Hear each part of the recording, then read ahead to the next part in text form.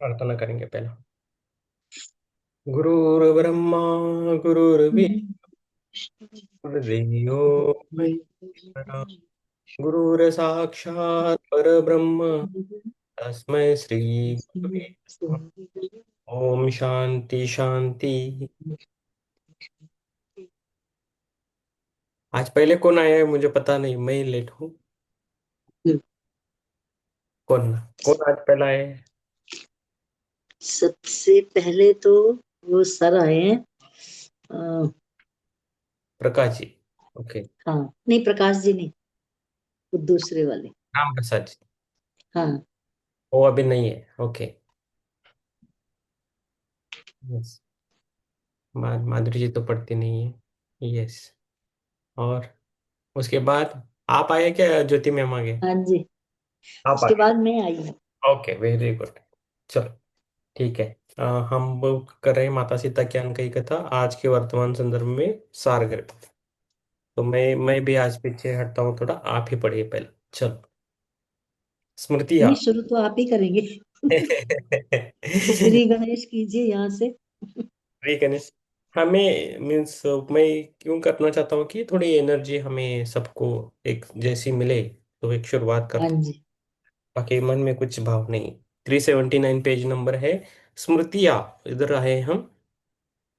यादें खुद को सृजन के ताने बाने में छिपा लेती है, जो उस अदृश्य आकाशीय चलचित्र में भौतिक व गैर भौतिक जगत को पृथक करती है। जहाँ व्यक्तिगत और सामूहिक दोनों यादें संग्रहित होती है, मानव जाति द्वारा जनित स्मृति या वाष्पित जल के समान अपना स्वरूप बदल देती है।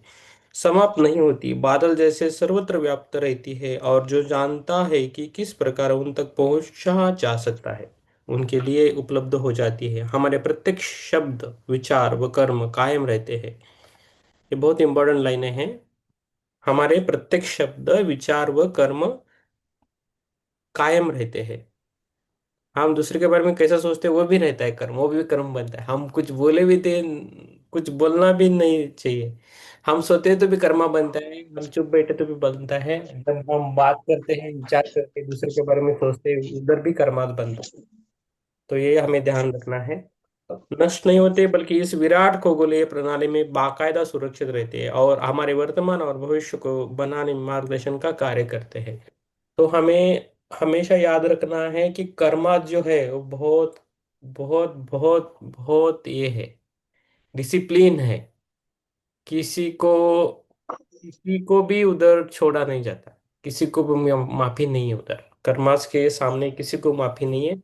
अभी देखो, राम जी को भी आना पड़ा, श्री राम जी को आना पड़ा, सीता माता को आना पड़ा, रावण को आना पड़ा। तो हम के किस, क्या बोलते हैं, किस खेत की मूली है? तो हम सभी को वो है कि हमें हमारे कर्मास में जब उठते हैं तो लास्ट तक सोते सोते समय भी दूसरे के बारे में हम कैसा सोचते हैं उस पर ध्यान देना चाहिए। और हमें जो ईगो है, अहंकार है, उससे थोड़ा संभाल के रहना चाहिए। जैसा एज बढ़ता है, थोड़े बुक्स पढ़ी और किसी को स्पिरिचुअल अहंकार आया तो उससे निकलना बहुत बहुत बहुत डिफिकल्ट होता है। उसको संभालना आना चाहिए। हमें अपना कार्य करना है, सेवा देनी है, और हमारी जो जिम्मेदारी है उसको निभाना चाहिए, वो इम्पोर्टेंट है। और हम क्या सेवा दे सकते हैं खुद, वो देना चाहिए। चुप नहीं बैठना है। किसी के पास पैसा नहीं है, ठीक है, दूसरा कुछ कर सकते हैं, किसी को बुला सकते हैं, किसी को यूट्यूब देख सकते हैं, किसी को यूट्यूब का चैनल भेज सकते हो, किसी को ये हमारे भेज सकते हो, बुक्स के बारे में बोल सकते हो, नोट्स भेज सकते हो।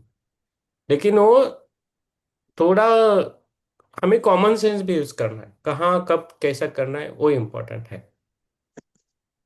हम कहाँ जाते हैं, कहाँ क्या कर रहे हैं, उस पर हमें ध्यान देना चाहिए। तो वो मायने रखता है। तो लेकिन हमारा जो ज्ञान लेना है वो हमें छोड़ना नहीं है, ज्ञान तो लेना ही है। और आगे भी बढ़ना है, खुद भी बढ़ना है और दूसरों को भी बढ़ाने के लिए हेल्प करना है, तभी होता है। ठीक है। मैं एक पेज पढ़ता हूँ, बाकी बाद में। देखेंगे। व्यक्तिगत रूप में हम जागरूक नहीं हो पाते किस प्रकार हमारे किए हुए पिछले कर्म और हमारे विचार हमारे वर्तमान में होने वाली घटनाओं और स्थितियों को आकर्षित करते हैं।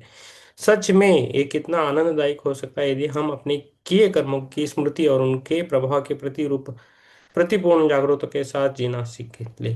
जो हम आज है और जिन वर्तमान परिस्थितियों अनुभवों के साथ जीवन यापन कर रहे हैं उनमें हमारे अतीत की स्मृतियां चुपचाप खामोशी से अपना योगदान दे रही है और उन्हें रच रही है। अनेकों बार हमारे चेतन और अवचेतन मन की यात्राओं को अलग अलग अलग करने वाला पर्दा इस स्मृतियों को एक चलचित्र के रूप में बीच बीच में छोटी छोटी झलक में माध्यम से हमारे लिए प्रस्तुत भी करता है, लेकिन इसकी क्षणभंगुर प्रकृति की वजह से हम इसे स्वीकार नहीं कर पाते। अपने जीवन के काल चक्र में मुझे अपनी पूर्व जन्म की अनेक घटनाएं याद आई, लेकिन वे सभी जन्म अपेक्षाकृत निकट के जन्मों में संबंधित है जो मात्र कुछ 100 वर्ष के भीतर की है। उन अनुभवों को भी मैंने अपनी पुस्तक my journey to through time नामक आध्यात्मिक संस्करण जिसमें जीवन मृत्यु और पुनर्जन्म लिखा है। मैंने कर्म पर विशेष ध्यान नहीं दिया कि पहले कौन सी मनुस्मृति थी, किंतु हाँ, पहले बहुत पहले की यादें थी। वे यादें भी महसूस होता था मानो कल की ही बात हो और कहने ते हैं ना, आत्मा की यात्रा हजार हजार वर्ष से चल रही है। मैं कई बार आश्चर्यचकित रह जाती हूँ ये सोच कर कि अतीत में किस प्रकार का जीवन हम जी रहे थे। प्रबुद्ध अवधि के दौरान हमारा सामयिक इतिहास के बारे में सोच के मैं उत्सुक हो जाती हूँ। तो ये हजारों हजारों हजारों जन्म होते हैं ना, वो सही है। पूर्वी सभ्यता के अनुसार अनेक सहस्त्राब्दी पूर्व वहाँ आध्यात्मिक जागरूकता का समय था, किंतु एक ऐसा भी समय था जब आध्यात्मिक ज्ञान में गिरावट आई। जब प्राचीनतम ऋषियों ने भारतवर्ष में इस महान ज्ञान को संरक्षित कर वेदों में संचित कर दिया गया। ऐसा भी कहा जाता है कि बाद में उस ज्ञान का कुछ अंश ही शेष रह गया। ऐसे ही इसी समय जिसे काल चक्र में त्रेता काल का नाम दिया गया, श्री राम और माता सीता ने धरती पर आधुनिक सभ्यता के बीजे बोने के लिए जन्म लिया। उस समय के दौरान जीवन कैसा था ये विचार मेरे मन में बार बार उत्सुकता पैदा किया करता है। उस समय का जीवन किस प्रकार का था, अनेक वर्षों तक ये विचार मेरे मन में कौंधता रहता था और फिर एक दिन तीर्थ स्थान में एक रहस्यमय पर्दा हट गया और मैं स्वयं को काल चक्र के उस समय में पाया। तो ये होता है। तो हजारों हजारों जन्म होता है। हम इस मुझे मैंने कुछ ऐसे जन्म देखे हैं मैंने कि इस इस सत्युग से पहले भी एक कलयुग था, उसमें भी मैंने मेरे जन्म देखा है। इसका सत्युग से पहले भी जो कलयुग चल रहा था उधर भी मैंने कुछ सेंट्स से बातें की है, उनसे की था। जब भी कलयुग आता है तो हम आते हैं, ऐसा भी मैंने देखा है। बहुत सारे जन्म हैं होते हैं, कुछ प्लेनेट भी चलते हैं और हमारा एक ही आत्मा एक ही जगह नहीं रहता है, बहुत जगह रहता भी है। हमारा जन्म दूसरी जगह भी होता है। मैंने मैंने पहली बार भी बोला था मेरा अभी 3 जगह एट ए टाइम चल रहा है मेरा जन्म। तो होता है। तो उसे हमें हमें होता है, ठीक है, लेकिन ये सब है मुझे क्या बोलना है कि बस इससे पे कर्माज है, उस पर भरोसा करके निकलना है आगे। और जो सत्य बोलते हैं सत्य के साथ रहते हैं उनको कर्मा बांधित नहीं है, वो कर्मा से छूट जाते हैं। तो इसलिए बहुत सत्य का महत्व है। कभी भी हमें हमेशा सत्य ही बोलना है, कुछ भी हो सत्य बोलना है, सत्य वालों के साथ रहना है। सत्य जो बोलते हैं उनसे आप मित्रता बढ़ाना चाहिए हमें। वो स्मार्टनेस है, वही असली स्मार्ट है। जो झूठ बोलते हैं वो स्मार्टनेस नहीं है। किसी को धोखा दिया वो स्मार्ट बना, वो कितना होशियार है, वो होशियारी नहीं है एक्चुअली। वो कर्मा में फिर से फंस जाता है, उसको फिर से आना पड़ता है। तो ये इम्पोर्टेंट है। तो हमें कैसा देखना है वो करना है, वो देखना है। ठीक है। यस। अगला जो पार्ट है चित्रा जी पढ़ेगी, कश्मीर और वैष्णो देवी में ये। Thank you. कश्मीर और वैष्णो देवी में तीर्थ। मई 1916 में GPIW की एक सभा कश्मीर में रखी गई, जहां कई वर्षों से हम चेष्टा करके लोगों के सामंजस्यता लाने का प्रयास कर रहे थे।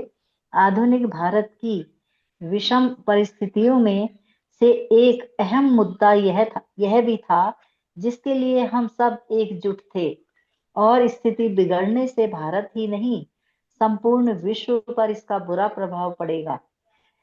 जैसे बौद्ध धर्म, हिंदू व मुस्लिम आदि सबको चर्चा के लिए बुलाया गया था, हमने एकता मोर्चा का भी वहां आयोजन किया। जेपीआईडब्ल्यू की लगातार चेष्टा यह थी कि इस परस्पर विरोधी स्थानों पर आध्यात्मिक लहर जगाकर आपसी मतभेद को सुलझाकर दृढ़ प्रस्ताव पारित किया जाए। भारत का जम्मू कश्मीर राज्य 3 भागों में फैला है। तिब्बत की सीमा पर लद्दाख तथा बौद्ध धर्म का अधिक विस्तार है। ओके, तिब्बत की सीमा पर लद्दाख, जहां बौद्ध धर्म का अधिक विस्तार है। कश्मीर का अधिकांश हिस्सा अब मुसलमानों से भरा है, और हिमालय की तराई जम्मू में हिंदुओं की बहुलता है। कश्मीर की अनेकों यात्राओं में यह पहली बार था जब हम तीनों भागों से और तीनों धर्मों के लोगों को सभा में सम्मिलित करके गोष्ठी आयोजन कर रहे थे। हम लगभग 15 तीर्थ यात्री समुद्र से 12-13 हजार फुट की ऊंचाई पर लद्दाख के खूबसूरत बौद्ध मठ में वहां के सम्माननीय संघ सेना जी के अतिथि थे। मैं बहुत समय से सिंधु नदी के उद्गम स्थल को देखना चाहती थी। हमने नदी के बर्फीले जल में पैर डुबोया और अपनी श्रद्धांजलि भेंट की। पानी इतना ठंडा था कि उसमें गोता लगाना संभव नहीं था। वहां आदरणीय संघ सेना जी ने सब अपने सेंटर पर ही बौद्ध व मुस्लिम वार्ता का आयोजन किया था, और यह अति शोभनीय था कि वहां भी धार्मिक विषयों को लेकर मतभेद थे। कश्मीर के मुद्दे की गर्माहट वहां के मनोरम स्थल पर भी आ पहुंची थी। अपनी यात्रा के दौरान इन खाली पड़े मठों पर हमने भारत के इस शीर्ष स्थल पर अनेकों प्रार्थनाएं की, जिससे भारतवर्ष में शांति बनी रहे और यह सभी आंतरिक द्वंद्वों से सुरक्षित रहे। फिर हमने कश्मीर में जाकर सभा आयोजित की, जिसमें वहां के शिक्षकों, पत्रकारों, किसानों और व्यवसायियों एवं युवाओं, व्यवसायिक पेशावरों को आमंत्रित किया और उनसे आध्यात्मिक चर्चा की, जिसमें हिंदू, सूफी व बौद्ध धर्म को साथ लेकर प्रेम भरी ऊर्जा के साथ मिलकर कार्य की संभावनाएं हमने देखी। किसी समय में कश्मीर आध्यात्मिक शिक्षा का एक उच्च शीर्ष स्थल था, जहां प्रेम से सभी धर्म मिलकर आगे बढ़ते थे। श्रीनगर में हमारी आखिरी रात हम एक पतली गली में रास्ता भटक गए, और हमने लोगों के भीतर पनपते आक्रोश व असंतोष को महसूस किया और अति उग्रवादी दलों की काली छायाएं देखी, जिसने हमें चिंता में डाल दिया। हमारे वापस आने के बाद वहां हिंसा भड़क उठी, जो कई दिनों तक चलती रही। हमारा आखिरी पड़ाव जम्मू में था, जहां हमने कई कश्मीरी पंडितों से मुलाकात की। उन अधिकांश युवाओं से भी मिले जिनके परिवारों को श्रीनगर से खदेड़ दिया गया था, और 1990 में उन्हें अपने घर खाली करने पड़े, जिन्हें अपना सारा बचपन शरणार्थी शिविरों में बिताने के लिए मजबूर होना पड़ा। वे पंडित जो चीजों से अत्यधिक विचलित थे, एक था आतंकियों का भय, और दूसरा अपने पुश्तैनी घरों को छोड़ने की पीड़ा। उसने उनसे की गई भेंट ने हमें अंदर तक हिला दिया, और हमने संकल्प लिया कि श्रीनगर के युवा मुसलमानों और जम्मू के हिंदू पंडितों को बुलवाकर अपनी अगली सभा में हम बातचीत करके कुछ हल निकालेंगे। जम्मू यात्रा का मेरा यह व्यक्तिगत कारण भी था। जम्मू के नजदीक ही त्रिकुटा पर्वतों में माँ वैष्णो देवी का निवास है, जो हजारों वर्ष पुरानी देवी माँ की गुफा है, जिसमें लाखों लोगों की आस्था है। कहते हैं यहीं पर तीनों देवियों पार्वती, लक्ष्मी और सरस्वती ने अपनी शक्ति एकत्रित कर असुरों का विनाश किया था। हर बार जब भी मैं इन महान ऊर्जा वाले धार्मिक तीर्थों में पहुंची, उस पवित्र स्थान की ऊर्जा से जुड़ने के लिए मैं ध्यान मग्न हो जाती, किंतु चंद क्षणों में ही आपकी शांति व एकाग्रता को उद्दंडता से अनियंत्रित भीड़ द्वारा भंग कर दिया जाता। प्रतिवर्ष लाखों लोग दूर दूर से आकर यहाँ दर्शन करते हैं। हर तरफ धक्का मारते लोग, भीषण गर्मी, सड़क पर विचित्र खानों की सुगंध और लंबी पदयात्रा की थकान के बावजूद भी वहां की शक्तिशाली ऊर्जा व माँ के आशीर्वाद के प्रभाव को नकारा नहीं जा सकता, जिसे हमने महसूस किया। किसी चमत्कार जैसे ही हमारे मार्गदर्शन ने हमें गुफा के भीतर ठीक पवित्र स्थल पर माता के दरबार में कई मिनट तक प्रार्थना करने का मौका मिला। मेरा मन प्रसन्नता से भर उठा। मैंने मन ही मन अपना हार्दिक अभिनंदन तीनों देवियों को दिया, विशेषकर महालक्ष्मी को, जिन्हें मन ही मन में अपनी मां मानती हूँ। हमारी प्रार्थना और उनका प्रत्युत्तर आवश्यक नहीं, हमें साथ ही साथ मिलता ही, किंतु इस बार मुझे मेरा जवाब अति शीघ्र मिल गया। अगले दिन हमारी यात्रा का अंतिम दिन था। हमने जम्बू में दो शिव मंदिरों के दर्शन किए और फिर हमें श्री राम के रघुनाथ मंदिर ले जाया गया, जो भारत के सर्वश्रेष्ठ श्री राम मंदिरों में से एक है। कश्मीर के किसी समय में डोगरा राजवंश, जो लव कुश की वंशावली से संबंधित है, उन्हीं के द्वारा संचालित था। मंदिरों में ज्यादा भीड़ भाड़ नहीं थी, इसलिए हमें वहां शांति से एकांत में समय व्यतीत करने का अच्छा खासा मौका मिल गया। मैं मंदिर देखने को उत्सुक थी, किंतु किसी विशेष अपेक्षा को लेकर मैं वहां नहीं गई गई थी, कि जिसका एक कारण कश्मीर में शिव ऊर्जा की बहुलता भी था। मैं अपने कुछ साधु संत मित्रों के साथ वहां गई थी। मंदिरों के भीतर हम कुछ मूर्तियों के सामने शांति व पूर्ण मौन खड़े थे। जब मैं मुख्य श्री रा, जब मैं मुख्य श्री राम व माता सीता की मूर्तियों के सामने शीश नवाने गई, मेरा मन मानो भीतर ही कहीं खो गया था और मैं अचानक इस धरती से, वर्तमान काल से परे, मैं कहीं बहुत दूर अतीत की गहनता में पहुंच गई थी। पहले भी कुछ इसी प्रकार के अनुभवों में जब मैं अतीत में चली गई थी, लगता था मानो मैं काल चक्र की किसी अंधेरी सुरंग में पहुंचा दी गई हूँ। मैंने स्वयं को एक छोटी सी बच्ची के रूप में देखा, जो 5 वर्ष से अधिक की नहीं होगी। मैं अपनी माँ के पैर पर लिपटी हुई अपने पिता को किसी से बात करते हुए देख रही थी। मुझे तुरंत पता चल गया कि वह स्वयं श्री राम थे। महाराज ने मेरी ओर देखा और पिताजी ने मेरा परिचय अपनी सबसे छोटी संतान के रूप में करवाया और बताया बताया किस प्रकार महल के सामने से गुजरते हुए मैं हमेशा माता माता कहकर चिल्लाती थी और महल के दरवाजे की ओर दौड़ जाती।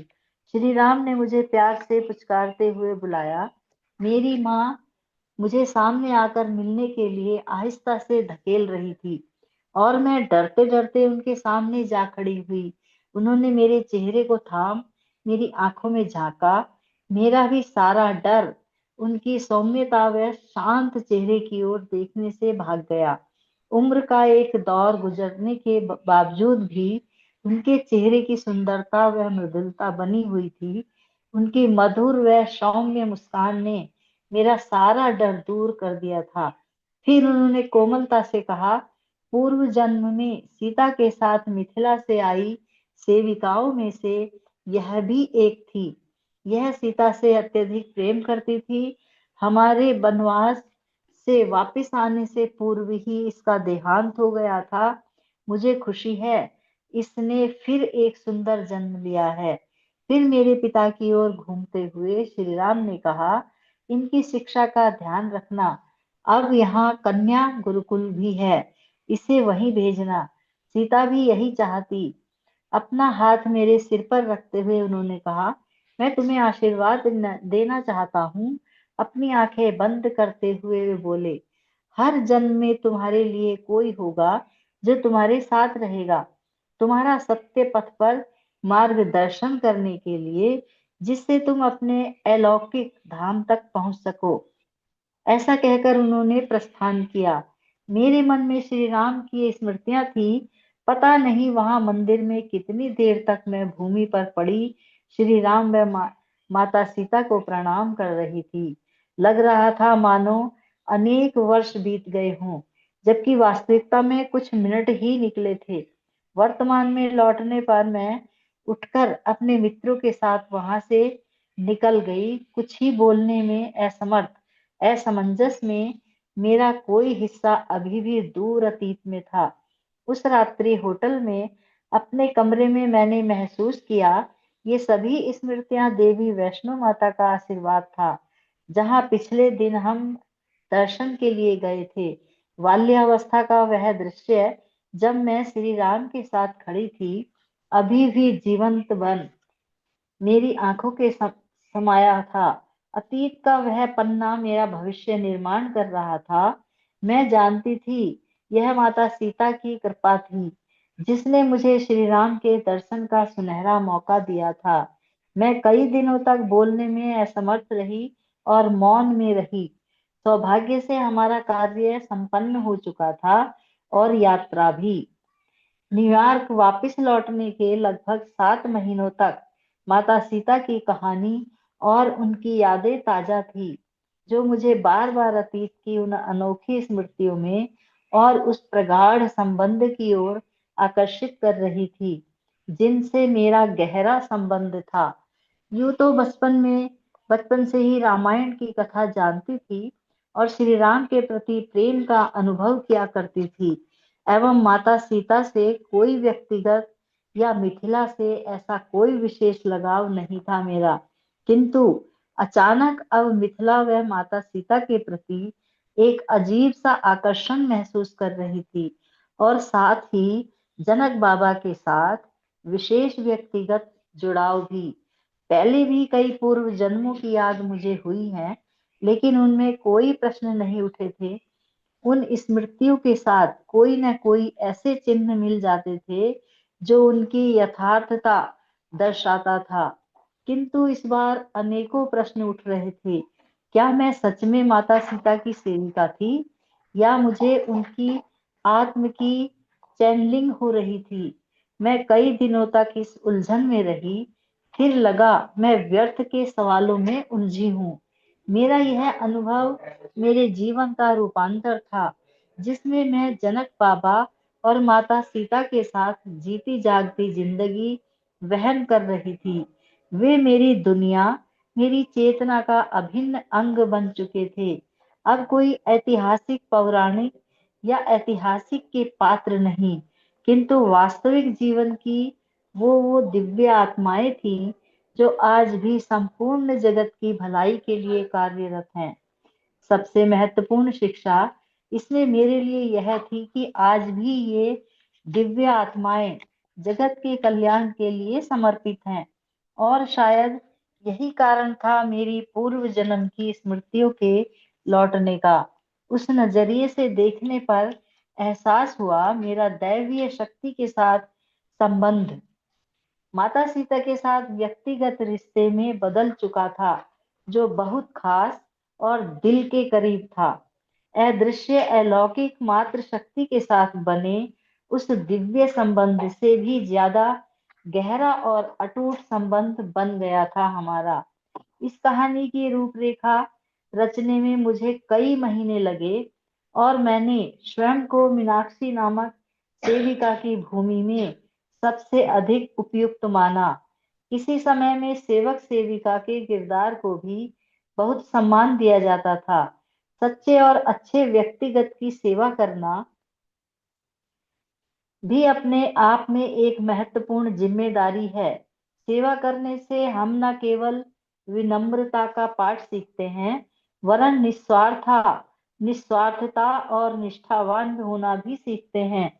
अपनी आध्यात्मिक यात्रा में ऊंचा उठने के लिए मान अपमान के भाव में भी समान रूप से जीना सीखना बहुत आवश्यक है, जो हम अक्सर भूल जाते हैं जब किसी अन्य उत्तरदायित्व को निभा रहे होते हैं। इस कहानी ने मुझे वह सुअवसर दिया, मैं जब त्रेता युग में अनेक सूक्ष्म तत्वों के विषय में भी समझ पाई, जिन्हें मैं कब से जानना चाहती थी।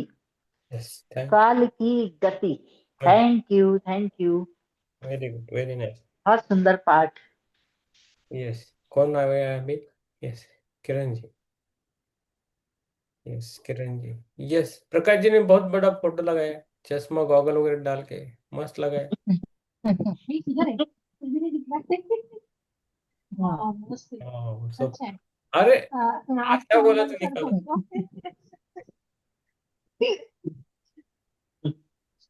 सर पढ़ो। हाँ। यस। आत्मवंदन सभी को। काल की गति। समय का आधुनिक पश्चिमी दृष्टिकोण यूरोप से उभरा, जो इतिहास के केवल रैखिक विकास को देखता है। पूर्वी पृथ्वी पर बढ़ते जीवन के साथ भौतिकता का विकास भी बढ़ा, जिसने जटिलता को भी बहुत बढ़ा दिया। मानव जाति के इतिहास के इस संस्करण के अनुसार लगभग 11,000 ईपू गुफाओं ईस्वी से पूर्व। ईसवी सन पूर्व। ईस्वी सन पूर्व गुफाओं से जीवन की संभावना प्रकट हुई। जब अंतिम हिमयुग समाप्त हो गया और बर्फ के ग्लेशियर पीछे हट गए, समुद्र तटों का स्तर लगभग 400 फीट बढ़ गया। वन जीवन फलने फूलने लगा, क्योंकि महासागर ने प्रचुर मात्रा में बारिश का उत्पादन करना आरंभ कर दिया।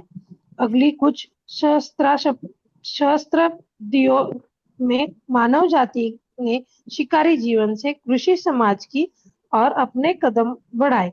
जब मानव संग्रहकर्ता बना, बस्तियों में एकत्रित हो रहे रहने लगा, इसे मानव की विकासवादी प्रगति के रूप में जाना गया। इसी समय के दौरान मानव जाति के मानसिक विकास के साथ साथ वैयक्तिक कर्तव्य और प्रकृति से अलगाव की प्रक्रिया भी शुरू हो गई थी, जिसने यह धारणा भी पैदा कर दी कि मानव जाति प्राकृतिक दुनिया को नियंत्रित करने के लिए है। सामूहिक प्रगति के स्थान पर व्यक्तिगत अहंकार और निजी स्वार्थ प्रमुख हो गए। निश्चित रूप से ऐसा बदलाव होने में हजारों वर्ष लगे। प्राचीन पूर्वी भारत में हमारे ऋषि मुनियों ने समय की प्रवृत्ति रैखिक के बजाय चक्रीय मानी है, और समय के विज्ञान की व्याख्या अलग प्रकार से की है। भारत में इन्हें काल चक्र के नाम से जाना जाता है, जिन्हें युग भी कहते हैं, जो हमारी आकाश गंगा के भीतर हमारे सौर मंडल की गति से संबंधित है, जो 4 असतत समय में विभाजित है, जिसमें 24,000 वर्षों में चक्र का एक चक्कर पूरा हो जाता है, जिसमें 12,000 वर्षों की समय अवधि के समय हमारा सौर मंडल आकाश गंगा के चुंबकीय केंद्र से दूर जा रहा होता है, और दूसरे 12 वर्षों में आकाश गंगा के चुंबकत्व केंद्र के पास वापिस आ जाता है। इन्हें आरोही व अवरोही चक्र भी कहा जाता है। यह महान विज्ञान भारतवर्ष के प्राचीन महर्षि, जो गणितज्ञों और खगोल भौतिकविद, जिन्होंने सितारों की स्थिति के आधार पर आकाशगंगा में हमारे सौर मंडल की गति की गणना की थी। सतयुग, जिसका अर्थ है सत्य, वह समय जब सत्व गुण प्रधान था, हर बात में सच्चाई थी, और जो सबसे अधिक अवधि वाला था। ऐसा तब होता है जब हमारा सौर मंडल आकाश गंगा के केंद्र, जो चुंबकीय आकर्षणों का स्रोत है, उससे उसके सबसे समीप होता है। इसी अद्वितीय चुंबकीय ऊर्जा ने हमारी आकाश गंगा को थाम रखा है और वह सभी सौर मंडलों का आधार भी है। यह चुंबकीय आकर्षण पूरी मानवता की आध्यात्मिक शक्तियों एवं विचारों को न केवल प्रभावित करता है वरना वरन वास्तविक सत्य की प्रत्यक्ष धारणा की अनुभूति देता है। मानव जाति गुफाओं में रहे या शहरों में, यह अप्रासंगिक है। सतयुग का प्रमुख गुण आध्यात्मिक जागरूकता को उजागर करना है। देवी देवताओं और परम पिता परमेश्वर की दिव्य ऊर्जा को जो माँ प्रकृति के रूप में संपूर्ण सृष्टि में दृष्टिगोचर होती है, जैसे कि नदियां, पहाड़, सूर्य, चंद्रादि और अन्य सभी खगोलीय दृश्यमान व अदृश्य रहस्य जो पूरे भूमंडल में चहु और अपनी दैदीप्यमान प्रत्यक्ष व प्रत्यक्ष रचना से इस भौतिक जगत की स्थापना कर इससे इसके कण कण में रम रहा है और सत्य की प्रत्यक्ष तस्वीर दर्शाता है। सभी धार्मिक परंपराएं उस समय की स्मृति को बरकरार रखती है जब मानवता प्राकृतिक दुनिया के साथ सद्भावना के साथ रहती थी, जिससे भूमंडल के सब कुछ इतनी प्रचुर मात्रा में उपलब्ध था कि उसका वर्णन नहीं किया जा सकता। कुछ ऐसा ही है जैसे मानो धरती पर स्वर्ग का राज हो। पशु जगत मानसिक छवियों के आदान प्रदान से मनुष्य के साथ वार्तालाप करने में सक्षम थे और उनके बीच सुंदर तालमेल था। पेड़ पौधे वनस्पतियों से भी ऋषि मुनि अपनी साधना के माध्यम से संपर्क करके जान सकते थे कि किस जड़ी बूटी में कौन सी विशेषताएं है और किस प्रकार वे अपने गुणों से आरोग्यता व पौष्टिकता प्रदान कर मानव मात्र को जीवन दान दे सकती है, इसका लालन पालन कर सकती है और असंतुलन को ठीक कर सकती है। कुछ लोग वर्तमान काल में इन बातों को मिथ्या, पौराणिक या मन घड़त कर नकार सकते हैं या प्रतीकात्मक मानकर त्याग देते हैं, जबकि यह स्पष्ट रूप से सामूहिक स्मृतियों के अवशेष तत्व द्वारा आज भी विद्यमान है। जबकि हमारे ग्रह के अनगिनत प्राकृतिक उपहार पर्याप्त मात्रा में थे और संपूर्ण जगत में प्रकृति के साथ संतुलित संबंध था। हो गया सतयुग के बाद। मैम, हो गया। Thank you. Yes, thank yes. अभी पुष्पलता, पुष्पलता जी, आप पढ़िए। पेज नंबर याद है? 386। आप, यस, थोड़ा फास्ट पढ़ना है।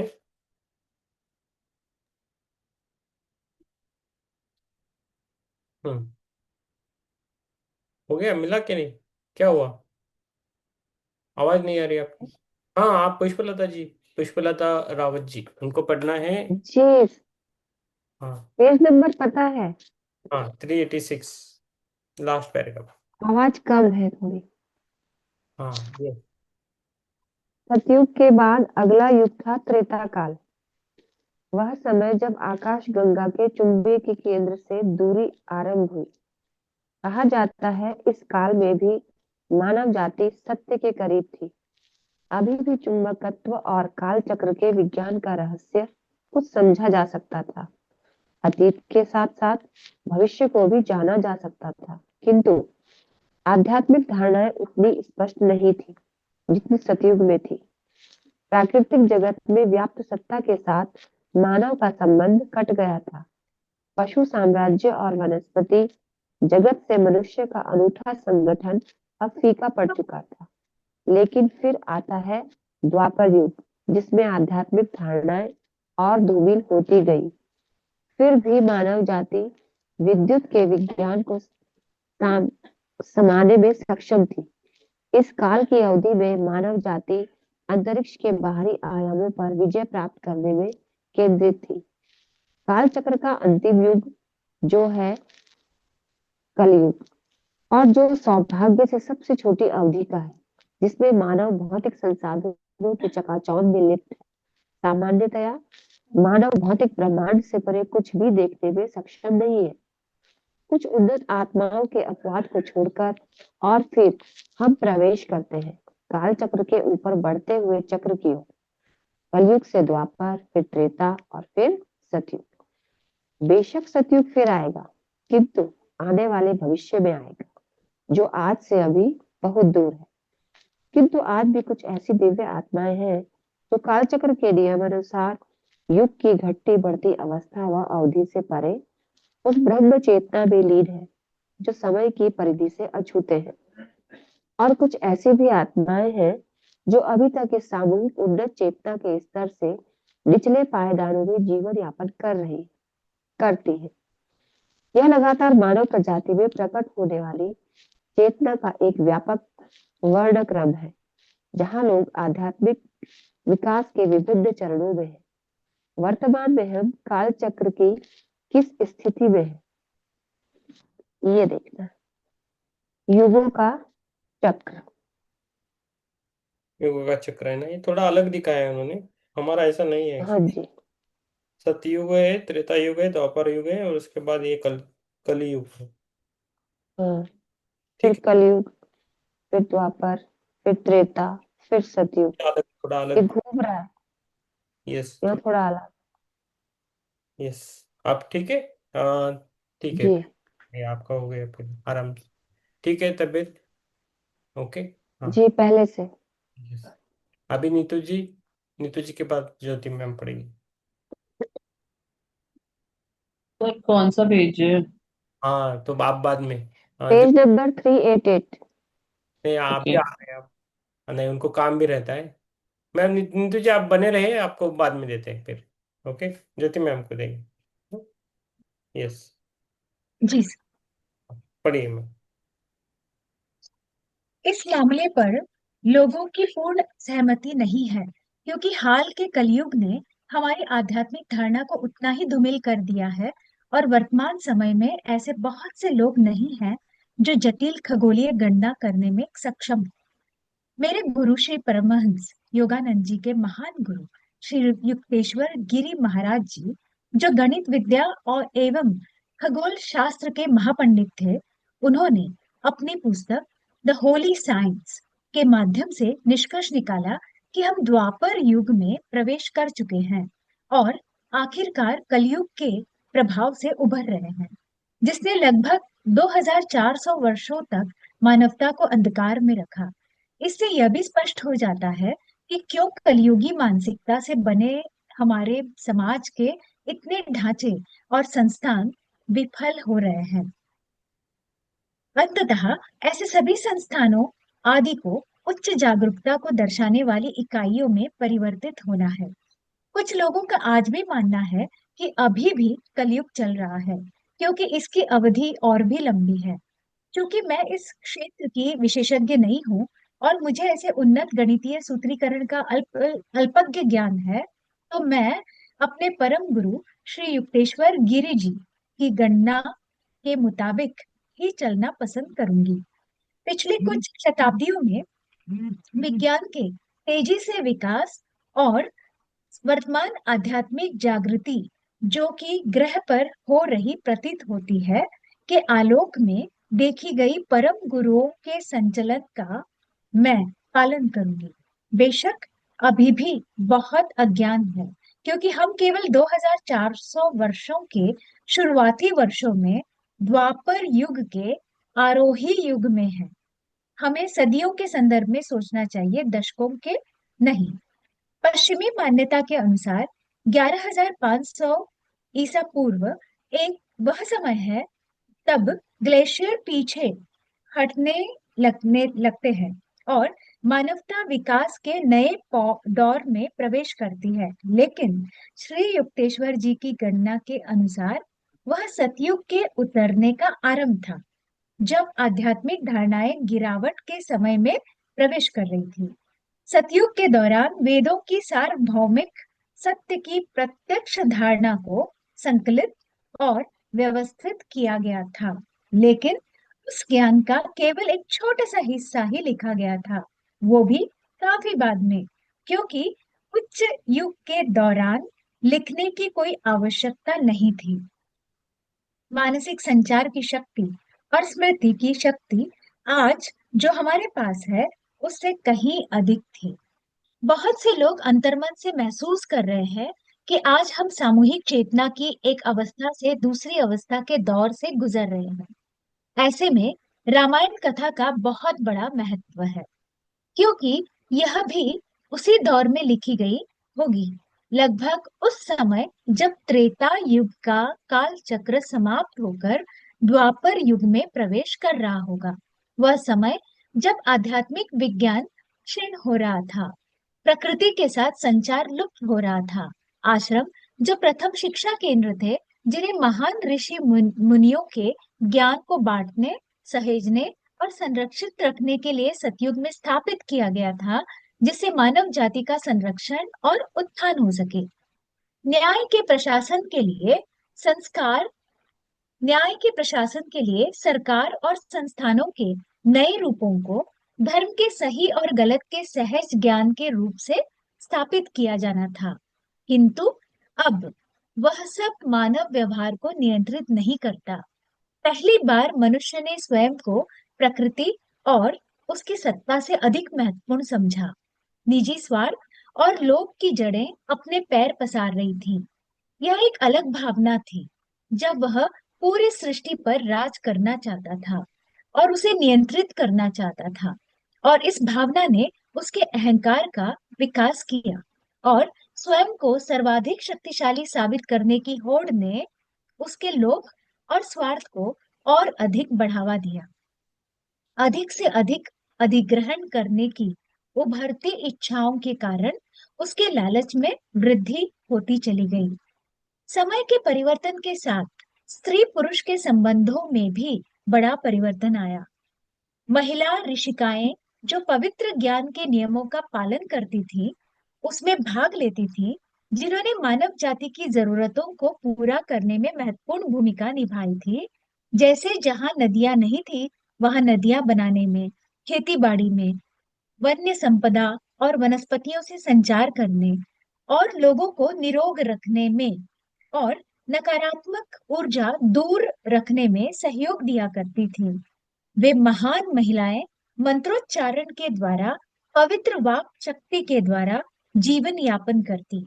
उनका जीवन सर्व कल्याण की भावना से निहित था। इन सब के साथ एक विशेष बात यह भी थी कि उस काल में सिद्ध ऋषियों के वरदान और श्राप ही न्याय व्यवस्था का संचालन करते व सही गलत का निर्णय लेते थे। काल परिवर्तन के साथ एक युग से दूसरे युग अर्थात त्रेता युग से द्वापर युग नीचे आध्यात्मिक पतन की ओर जा रहा था, और कलयुग के आगमन के साथ इसका और ह्रास हो रहा था। मानव जाति का ध्यान आंतरिक उन्नति से हटकर भौतिकतावाद की ओर केंद्रित होता जा रहा था। नारी शक्ति विघटित हो रही थी, वाक शक्ति घट चुकी थी, नकारात्मक ऊर्जा द्वारा आध्यात्मिकता का हनन हो गया था। सर आगे पढ़ो। हम्म। पढ़िए पढ़िए। त्रेता युग में माता सीता और श्री राम।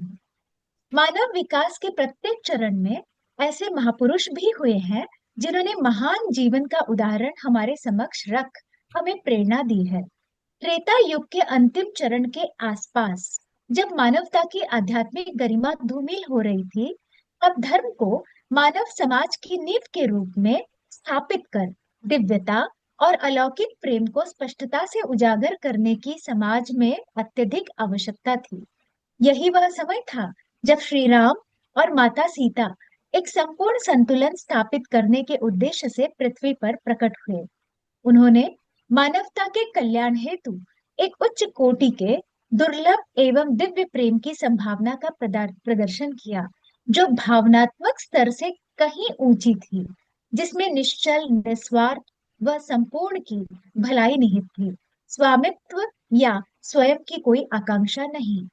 जब जब पृथ्वी पर मानवता को विकास के नए आयामों पर छलांग लगानी होती है, कहते हैं वह दिव्य परम चेतना ब्रह्म स्वरूप जो सृष्टि की संरचना करता है, इसका पालन करता है, स्वयं अपने महान दिव्य स्वरूप में मानवता के उत्थान के लिए अवतरित होता है।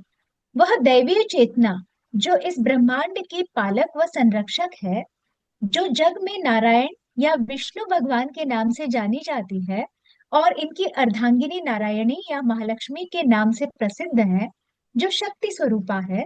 कहते हैं श्री राम और माता सीता प्रभु विष्णु और महालक्ष्मी के ही अवतार हैं, जिन्होंने पृथ्वी पर नई सभ्यता और समाज की जड़ें स्थापित करने के लिए जन्म लिया, जबकि पृथ्वी आकाशगंगा के चुंबकीय केंद्र से दूर होकर आध्यात्मिक गिरावट झेल रही थी। ऐसे में लोगों का मार्गदर्शन करने के लिए वे प्रकट हुए। पिछले कई महीनों की इस सीता लोक की यात्रा में मैंने देखा, ठीक श्री है। राम और सीता की नाही धरती नाही. यात्रा के समय हा, थांबा तिथे बारीक पुरळ झाले काय लो- हम्म। श्री राम और सीता की धरती यात्रा के समय प्राकृतिक जगत और मनुष्यों के बीच सामंजस्य थी। एक सुंदर तालमेल था, किंतु बढ़ती जनसंख्या के साथ मनुष्यों की जरूरतों के दायरे फैलते जा रहे थे। वन से प्राप्त भोजन पर्याप्त न था। ऐसे में राजा जनक ने खेती बाड़ी करके अनाज उगाने के लिए प्रजा को प्रोत्साहित किया। मेरा हृदय जनक बाबा के लिए आभार व्यक्त करता है। मुझे लगता है उनके योगदान को पर्याप्त रूप से मान्यता नहीं मिली है। राजा जनक ने मानव समाज को ऐसी गुण नीतियां दी और प्रजा का मार्गदर्शन किया, जिससे सभ्यता को एक नई दिशा मिली, जिसे श्री राम ने और भी बहुत आगे विकसित किया। जो परंपराएं मिथिला में प्रारंभ हुई, उनका विकास अयोध्या में हुआ। श्री राम का जनक बाबा के प्रति आदर सम्मान व उनकी शिक्षा व नीतियों की स्वीकृति और उनका फैलाव राम राज्य में जन जन के मध्य उन्हें पहुंचाना वाकई अद्भुत था। मेरा हृदय उनके प्रति सम्मान व प्रेम से भर उठता है। मिथिला और अयोध्या के मध्य विवाह होने का गहन तात्पर्य भी यहाँ प्रकट हो जाता है। उनका आध्यात्मिक संबंध एक नई सभ्यता का विकास दर्शाता है, जहाँ अयोध्या की शक्ति, शौर्य, वैभव का मिलन मिथिला के उच्च कोटि के विज्ञान, सुबुद्धि व सादगी से होकर एक सुंदर समाज के नवनिर्माण की नींव रखता है, जिसकी आधारशिला धर्म पर है। यहाँ माता सीता के योगदान के विषय में कुछ भी कहना अतिशयोक्ति होगा, क्योंकि उनका मिथिला के ज्ञान का अवलोकन करके अयोध्या के विकास में मार्गदर्शन करना, स्वयं सन्यासिनी का जीवन जीना एक ऐसे सशक्त उदाहरण की मिसाल कायम करता है जो शब्दों से परे है। पश्चिम में हमें पढ़ाया गया था कि लोकतंत्र के बीज प्राचीन ग्रीस में अंकुरित हुए थे, किंतु यह पाश्चात्य केंद्रित नजरिया यह देखना भूल जाता है कि विश्व के अन्य कोनों में इससे पूर्व कौन कौन सी घटनाएं घट चुकी थीं। लोकतंत्र के बीज सर्वप्रथम प्राचीन मिथिला में हजारों वर्ष पूर्व पड़ चुके थे, तब जबकि ग्रीस का जन्म भी नहीं हुआ था। शायद यही वजह है कि आधुनिक भारत आज विश्व की सबसे बड़ी लोकतांत्रिक शक्ति है। जनक बाबा को पूर्वाभास हो गया था कि आध्यात्मिक पतन के साथ आने वाले नए युगों में आने वाले नए राजे महाराजे राजपाट की चकाचौंध व शक्ति से पथ भ्रमित होकर लोभ व स्वार्थ के अंधियारों में भटक जाएंगे, जिस प्रकार श्री राम के युग में रावण भटक गया था। जनक बाबा जान चुके थे कि एक ऐसे नए समाज की आवश्यकता है जहां लोगों के द्वारा लोगों का स्वराज स्थापित हो। इसी वजह से उन्होंने गांवों में परिषदों का गठन किया था, जिससे इस नई प्रणाली को अमल में लाया जा सके। चाहे अवतार कहे या महापुरुष, वे जब भी धरती पर आते हैं, उनका महान उद्देश्य ही मानव मात्र का कल्याण व मार्गदर्शन करना होता है, जो सामूहिक रूप से स्वीकृत हो और सबके लिए लाभकारी हो। हम्म। इतिहास के उस चरण के दौरान मैंने यह भी देखा कि तर्कसंगत संकाय विकसित हो रहे थे और सहज ज्ञान युक्त संकाय अस्वीकृत हो अपना मूल्य खो रहे थे। इसका बड़ा कारण था कि मानवता का केंद्र बाहरी हो गया था। भीतरी जगत से उसका संबंध कमजोर पड़ने लगा था।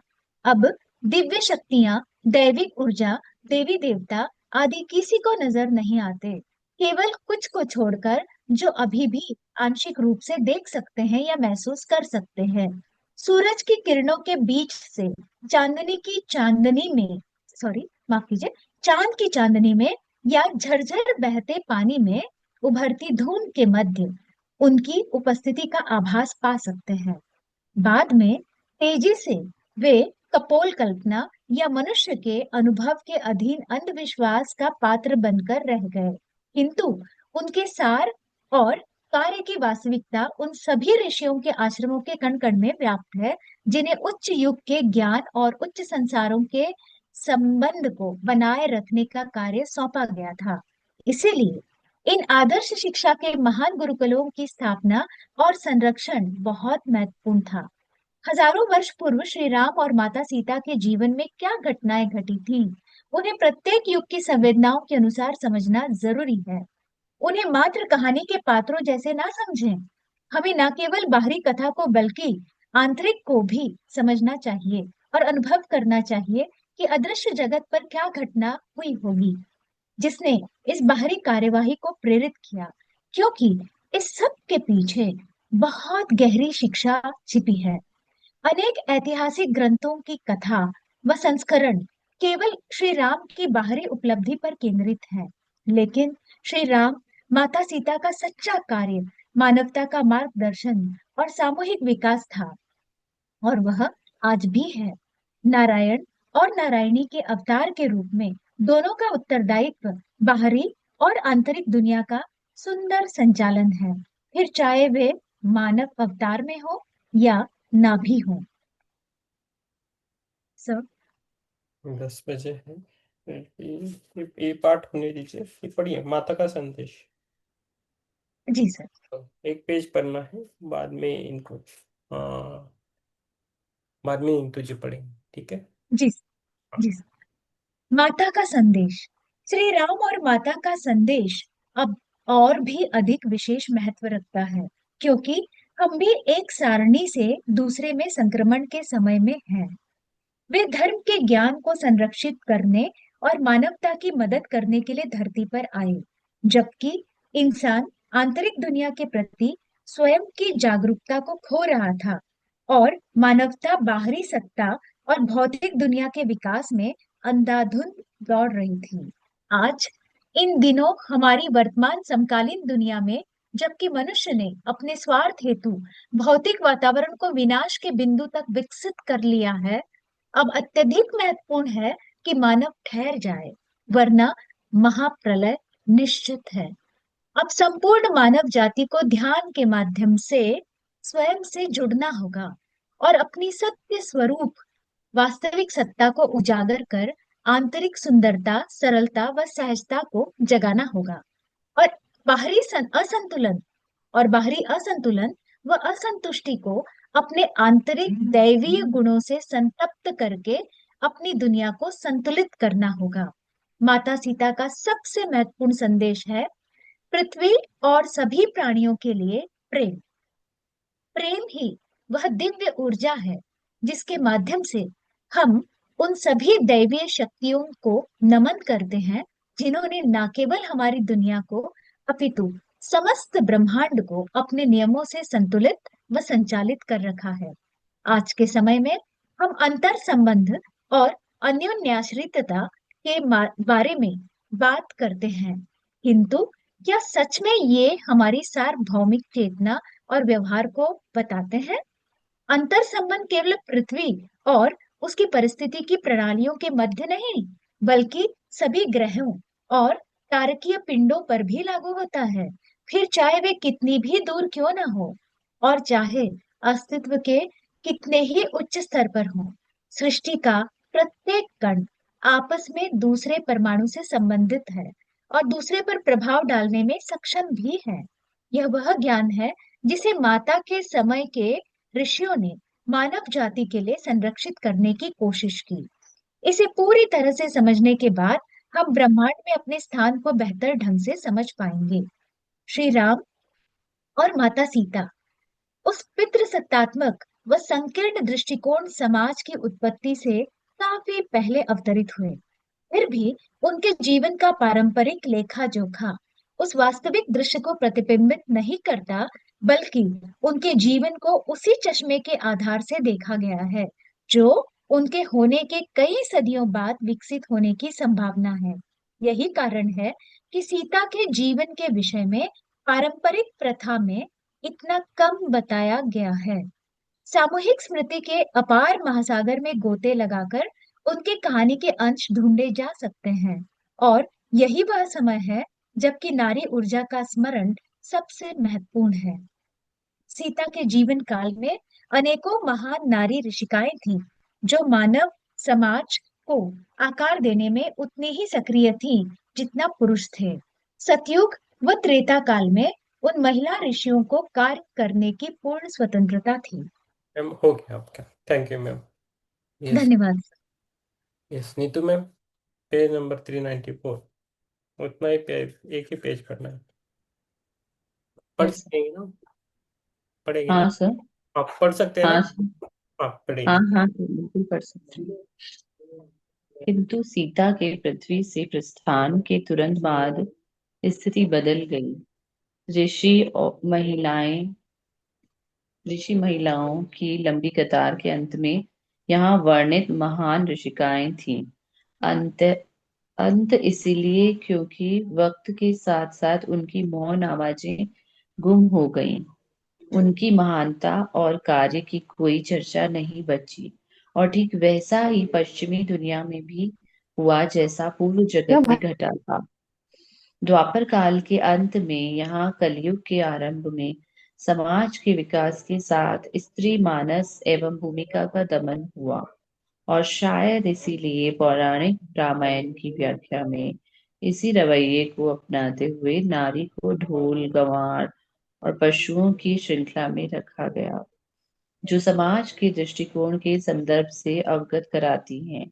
और पितृसत्तात्मक नेताओं ने इसे मानव मन में स्थापित करने की मांग की थी। सीता की कहानी का अनुभव करते हुए आज के समय उनके उस संदेश को जानकर जो उन उच्च युगों की स्मृति है, मेरा हृदय गदगद है। यह हम सब के लिए खास है, पूर्व या पश्चिम, उत्तर या दक्षिण, पुरुष या नारी, क्योंकि कहीं ना कहीं हम सब संघर्ष कर रहे हैं। हमारे अवचेतन मन की गहराई में प्रवेश किए गए कई कलयुग विश्व दृष्टि के तरीके जिनमें हमें ढाला गया है, जो सूक्ष्म रूप में हमारे भीतर है, उनसे मुक्त होने के लिए हम जूझते रहते हैं। यदि पश्चिमी समाज को हम देखते हैं तो आदम और हव्वा के साथ शुरू होने वाली महिलाओं को पीड़ित या दुख के कारण के रूप में दर्शाया गया है, जब उन्हें स्वर्ग से निष्कासन के लिए दोषी ठहराया गया था।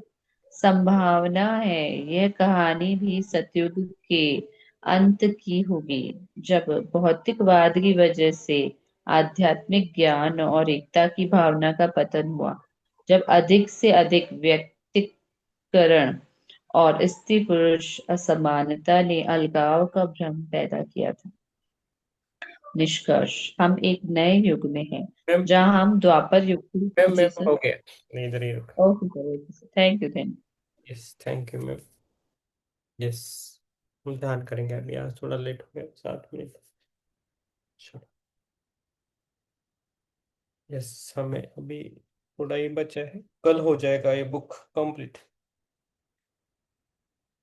तो सभी जो भी मास्टर्स है जिन्होंने पढ़ा और सुना, उन सभी को हमारा धन्यवाद। चित्रा और मैम, वो बुक इतने दिन हो गए आई नहीं है अभी तक। मेरी भी नहीं आई है, मुझे पता भी। नहीं क्यों नहीं भेज रहे, उसकी शॉर्टेज थी बहुत ज्यादा। हाँ, मुझे आया वो ब्लू डार्ट से भेज रहे हैं, ब्लू डार्ट से वो मैसेज आया है मुझे। अच्छा, मेरे को तो मैंने देखा नहीं मैसेज आया। ईमेल ईमेल में आया है, ईमेल पोथी डॉट हमारी भी नहीं आई है सर। कितना? आ गई। नहीं आई। नहीं नहीं मैम, नहीं आई है। हाँ, पोथी हाँ, डॉट किसी कॉम की से। भी नहीं आई है। जिसको भी बुक मंगानी है पोथी.com से मंगानी है, पोथी। हाँ, मैंने तो उसी से मंगाई थी पोथी। यस आपने जो लिंक भेजा था उसी से मंगाई थी सर। यस यस, मुझे भी नहीं मिली है, तो अभी दीपावली में थोड़ा ये ध्यान करेंगे, उसके बाद हम पढ़ेंगे, है ना। यस, और किसी कुछ पूछना है? सभी को धन्यवाद। ध्यान ध्यान करेंगे, ध्यान के लिए जुड़ना है। यस, बैठिए, जिसको पानी पीना है पी सकते हैं, पानी पीना है पी सकते हैं, आराम से बैठे, और ध्यान खुद के लिए कीजिए, जो भी है हो जाएगा। जो आपकी इच्छा है, तमन्ना है, जो आपके कर्मास है, उस हिसाब से आपका ध्यान होता है ना।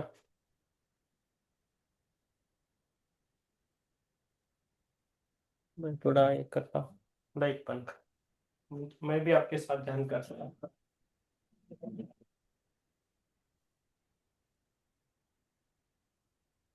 जिसको पानी पीना पीजिए और बैठिए आराम से, ध्यान करें।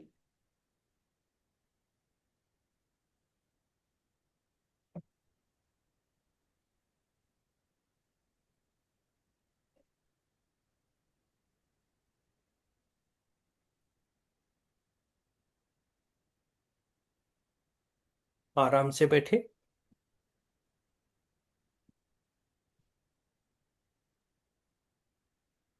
जो भी अभी हमने पढ़ा है और सुना है, उसको हमें थोड़ा याद करना है कि क्या है ये युग, क्या है जन्म, क्या है सीता माता का रोल, क्या है श्री राम जी का रोल, उन्होंने क्या करके रखा है इस पूरे भारतवर्ष में। जो रामायण है वो बहुत बहुत बहुत हजारों सालों से चलता आ रहा है।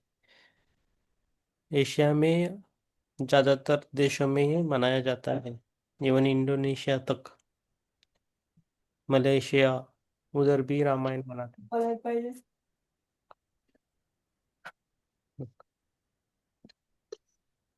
तो इस बुक से हमें जो आवश्यक है वो हमें लेना है, छोड़ देना है।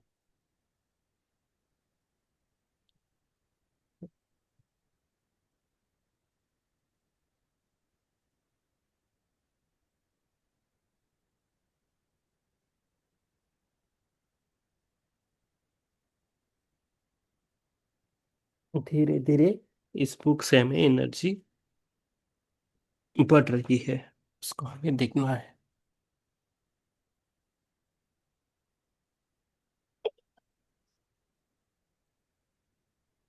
इस बुक का सारांश ही ध्यान है। ध्यान से ही सब कुछ हुआ है, ध्यान से देखा गया है, ध्यान से सब कुछ प्लानिंग करके ये सब कुछ किया है।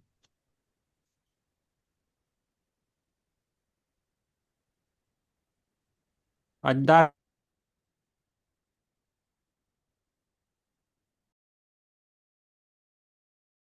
को आत्मवंदन, सभी को धन्यवाद। आराम से बैठना है, थोड़ा रुक जाए, खुद को देखना है, कौन हूं मैं, अभी क्या कर रही हूं मैं, क्या करना है मुझे।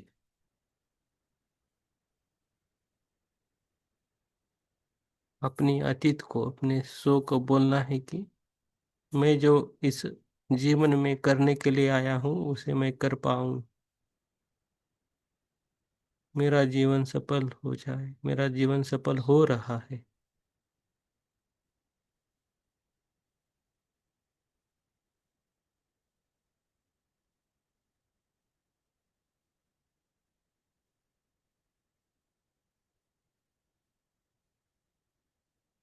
तो बड़ी जीवात्मा बन जाती है, तो वो आंशिक आत्मा के रूप में कई जगह भी काम कर सकती है एक आत्मा।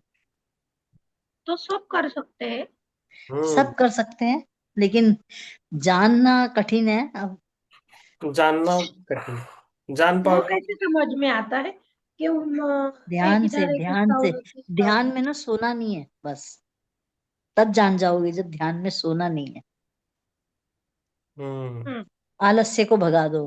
पर किताब पढ़ते समय भी जब जम्भैया Yes. जम्भैया नहीं लेनी है। सजग हो के नहीं, वो बिल्कुल। क्यों आती है पता है? मतलब कैसे नींद बुक आती है, पढ़ रही हो नींद। और कुछ मेरे दिमाग में चालू होगा तो हम्म। आता है बार बार। तभी तो नहीं, ऐसी तो नहीं पढ़ना है। जब हमें पढ़ना है तो पूरा दिमाग वहां लगाना है। नहीं, क्या दिमाग से लिखा है, पढ़ती हूँ क्या पर बोला कुछ जा तो रहा भी है। दिमाग में चालू रहता है। वो मैं हाँ वो तो इसलिए वो गड़बड़ी हो रही। सब में गड़बड़ी रहती है मैम, धीरे धीरे हो जाएगा। ध्यान, ध्यान अब मैं सीख रही करो। हूँ थोड़ा थोड़ा। वही एकदम बोल, घर में चेंजेस नहीं आ रहे। तो अभी पहले से बहुत अभी सुधार आ गया है। पहले पढ़ना भी नहीं आता था, अभी पढ़ते रहो आप, अच्छा पढ़ रहे हो, अच्छा ध्यान कर रहे हो, वही अच्छा बात है। डेली आप जो कंसिस्टेंस रहेगा उसमें इम्प्रूवमेंट हमेशा रहेगा। आप लिख के रखो, जो यहाँ कंसिस्टेंस है उसमें इम्प्रूवमेंट रहेगा। कभी आया कभी गया नहीं चलेगा, किधर भी नहीं चलता। नहीं, किधर मतलब रोज तो आ रही हूँ पर कभी कभार कुछ अर्जेंसी नहीं रही तो निकलना पड़ता। नहीं, इसलिए मैं बोल रहा हूँ, आप है, चित्रा जी है, ज्योति मैम है, हिरल जी आज नहीं है, रोज रहता है उनका। किरण तो शायद कुछ काम कर रही है, मैंने फोन लगाया था ध्यान में बैठने से पहले। हाँ, दिवाली का काम कर रहे। नहीं नहीं, दिवाली का काम नहीं। कुछ आयुष का कुछ काम था या जीजा जी का है, ऐसे कुछ है। वो बैंगलोर गए ना हाँ हाँ कुछ हाँ। काम के लिए। तो शायद बोले 1 घंटा ही बाकी है, उसके अंदर ही करके देना है, ऐसे कुछ तो भी बात कर रही थी। ओके ओके, ठीक है। एक सबमिट करना है, ऐसे कुछ मेरे को कुछ समझ में नहीं आया। मैंने कट कर दिया phone. Very good very good. Yes, Lalita ma'am, बोलिए मैम। Consistently inconsistent. Yes. Regularly irregular. Yes, regular होना है। किधर भी आप रहिए, रेगुलर रहना है। अभी हो जाएगा थोड़ा दिवाली के आसपास जो खत्म होने के बाद। हम दिवाली के टाइम नहीं बोल रहे, अभी दिवाली के टाइम बुक भी नहीं रीडिंग करेंगे, ध्यान ही अच्छा, करेंगे। बंद करने का सुना दोनों ने। हाँ।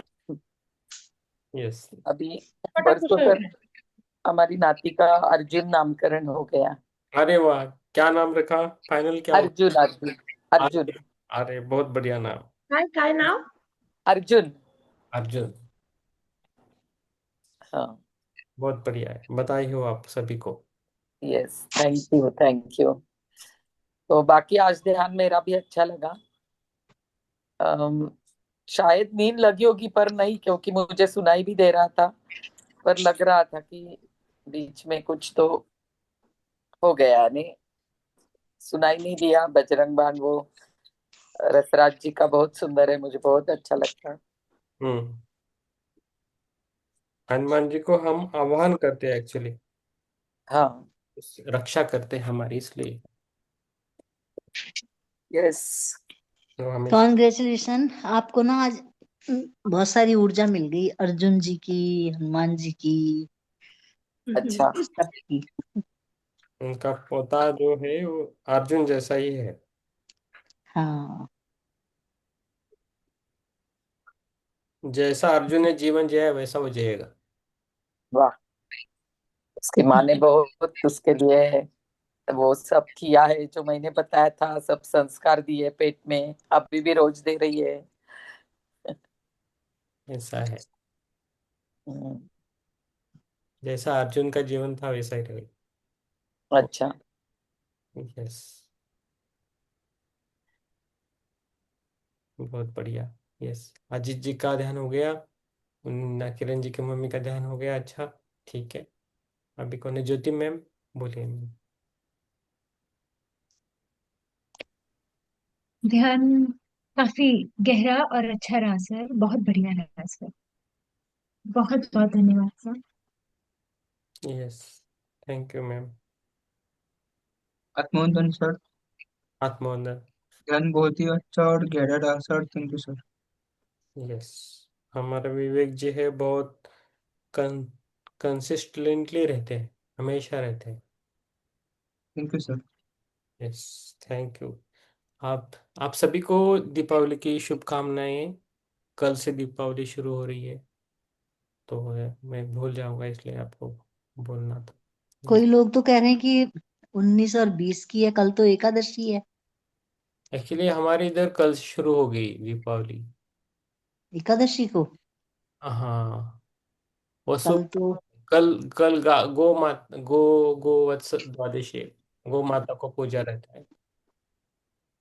वो तो दिवाली के बाद पूजा जाता है। थोड़ा अलग अलग रहता है एरिया वाइज।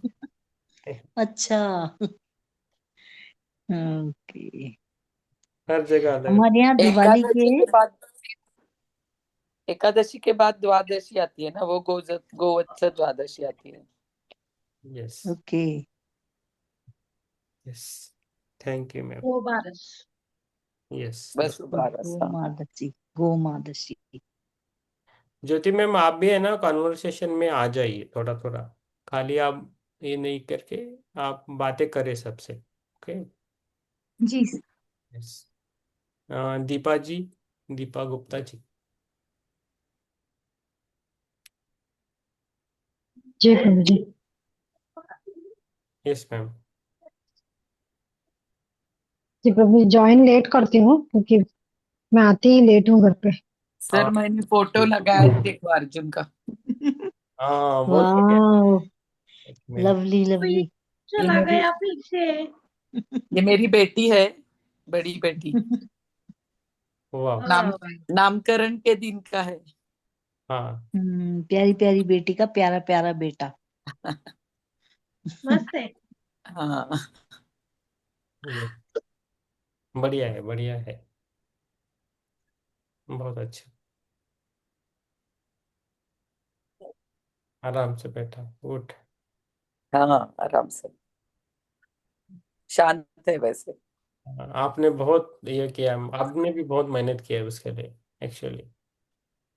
यस। हाँ किया है, और इसके बाद भी बहुत करने वाली हूँ। क्योंकि मेरे मन में जो मैंने मेरी छोटी बेटी के लिए जो मैंने सोचा था उस वक्त, वो हाँ। सब जॉब कर रही थी, तो मैं हम्म। फोकस कर रही थी उसके ऊपर, उसको गीता सिखाने, स्तोत्र मंत्र सिखाने। सिखाया भी, पर इतना नहीं फोकस कर पाई क्योंकि उस वक्त मेरा जॉब बहुत जोर शोर से चल रहा था। हम्म। इसके ऊपर सब संस्कृत स्तोत्र मंत्र में, इसको लैंग्वेजेस भी सिखाएंगे हम, क्योंकि up to the age of 2, दो दो एज तक आप बहुत लैंग्वेज सिखा सकते हैं बच्चों को।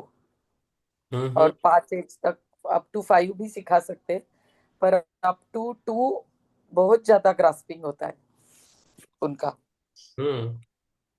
तो वो सब मैंने उस वक्त 25 इयर्स पहले मैंने कोर्स किया था, हम्म। वो अभी मैं उसके लिए यूज करूंगी। बहुत बढ़िया, बहुत बढ़िया। यस। और हिंदी संस्कृत सिखानी है तो मेरे पास भेज दीजिए। हाँ चलेगा। मैं लेके आऊंगी ट्रेन से। बिल्कुल बिल्कुल। ऋषिकेश के बाजू में है। आप प्लेन से जाओगे तो देहरादून में उतरना पड़ता है पहले। अच्छा, देहरादून में है क्या? हम्म। क्या बहुत सुंदर है फिर। यस। शिवालिक शिवालिक रहा ये है ना सब वहाँ। यस। हाँ, शिवालिक की पहाड़ियाँ एक साइड। Yes, शिवालिक की पहाड़ियाँ है।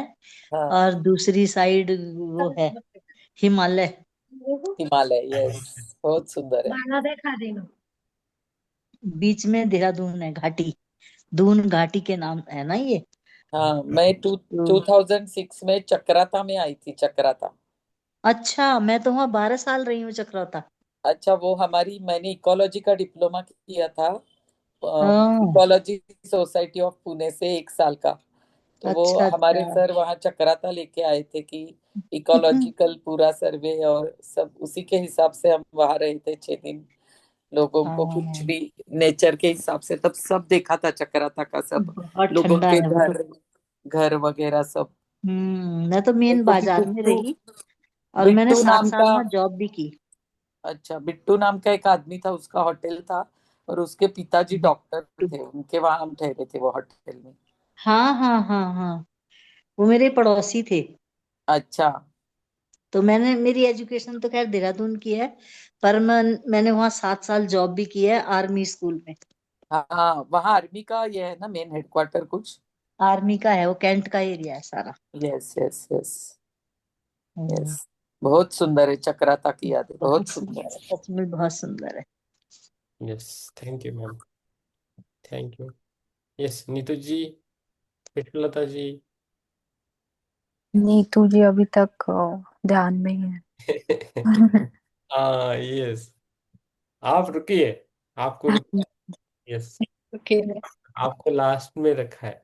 बिल्कुल। यस, आप थोड़ा इन सबसे बातें कीजिए, चित्रा जी मैम है, ललिता जी है, हाँ जी। पुष्पलता जी है, ज्योति मैम है, सबसे आप थोड़ा। ठीक। हम्म। यस, बस नीतू मैम आ गई। यस, पुष्पलता मैम, मैम नहीं, मास्टर। Yes sir. हो गया ध्यान, हुआ कि हाँ नहीं? जी, ध्यान हो गया। ओके, फिर सो बहुत जाइए। अच्छा लगा, बहुत दिन बाद। सोई हुई है, सोते सोते बोल रही है पुष्पा है। नहीं नहीं, लाइट हम्म, ऑफ है, बच्चों ने लाइट ऑफ कर रखी है। ओके। यस। और वो पहले वाला लगा था जैसे वो कोई हाथ में हाथ पकड़े रहता है ना। हम्म। हाँ, सब कुछ सुनाई भी दे रहा था और अच्छा, बॉडी में अच्छा फील हो रहा था। यस, अच्छी बात है। थैंक यू, थैंक और यू। कौन है ये पता नहीं चलता।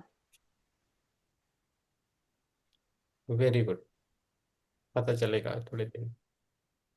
यस। और ध्यान करते करते मुंह से, नाक से ही सांस आने लगे थे, जो कि इतने जुकाम की वजह से बंद थे, नाक पर खुल गए। हो जाएगा मैम, बहुत हल्का आराम, महसूस हो रहा है। जब जुकाम रहता है तो आराम की आवश्यकता बहुत रहती है शरीर को। हाँ। आराम कीजिए। आराम करना में सोने के बाद सोचना नहीं है, और सोने के बाद मोबाइल हाथ में नहीं लेना है। दो चीजें करनी है, एक हाँ मोबाइल को रखना है, और दूसरी चीज सोचना नहीं है। फिर आराम मिलेगा, नहीं तो नहीं मिलेगा। जी। Yes. Yes. Thank you sir. Yes ma'am. Neetu ji. जी सर, थैंक यू ज्ञान कर रहे हैं। यस, अभी नहीं होगा, ये को बोली हो गया। Hello hello. सर जी। हाँ।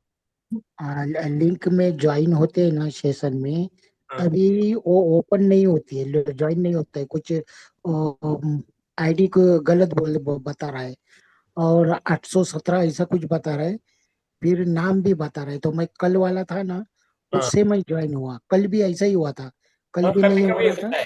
अभी ये लिंक अभी कल के लिए ऐसा करना है, बाद में हम नया लिंक बनाएंगे, और लिंक जी, अभी और नया। नाम भी टाइप करना पड़ा, तब जाके ज्वाइन हुआ। हाँ, पहले वाला लिंक से कीजिए। हाँ, किया किया, पहले वाले से किया, और पहले दो वाले। चार जन को भेजा भी था मैं, हाँ। उनको क्या ज्वाइन नहीं क्यों हुआ, क्यों पता नहीं। ठीक है, धन्यवाद। शुभ रात्रि। यस, शुभ रात्रि। दिवाली की शुभेच्छा। यस, दिवाली, यस सर, आपको भी। यस। अभी कौन बचा है? यस। यस, ज्योति जी, ज्योतिका जी, बोलिए। सर अच्छा हुआ काफी ध्यान।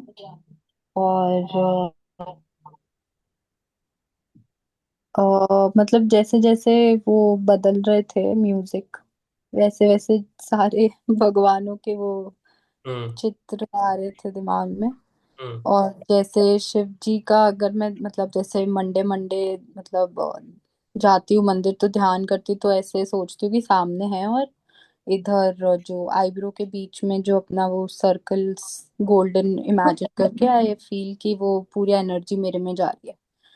तो वैसा ही आज मतलब वो जैसे जैसे वो चित्र वो म्यूजिक बदल रहे थे, तो वैसे वो सारे भगवानों का वो ऐसे हो रहा था, थोड़ा थोड़ा फील। तो अच्छा हुआ, बट जल्दी खुल गया क्योंकि काम करना था, तो एकदम से एंड में हम्म। याद आया कि हाँ चलो अब। ओके, अभी इम्प्रूवमेंट हो जाएगा मैम, इम्प्रूवमेंट। हम्म। आप रहिए, आना है, मम्मी और आप दोनों आना, ठीक है। हाँ जी हाँ जी। Yes. Thank you. Yes, thank you ma'am, thank you. Yes Prakash ji है। यस प्रकाश जी। प्रकाश जी को और एक बार मौका, आपको कुछ बोलना है प्रकाश जी?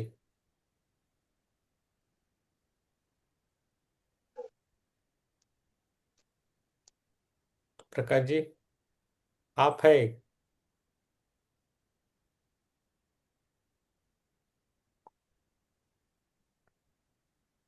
यस ठीक है, फिर अभी कुछ नहीं है तो हम रुकेंगे यहाँ, 11 बज गए। चलिए, शुभ रात्रि। यस, शुभ रात्रि सभी को, शुभ रात्रि। यस, शुभ शुभ रात्रि। शुभ। शुभ रात्रि।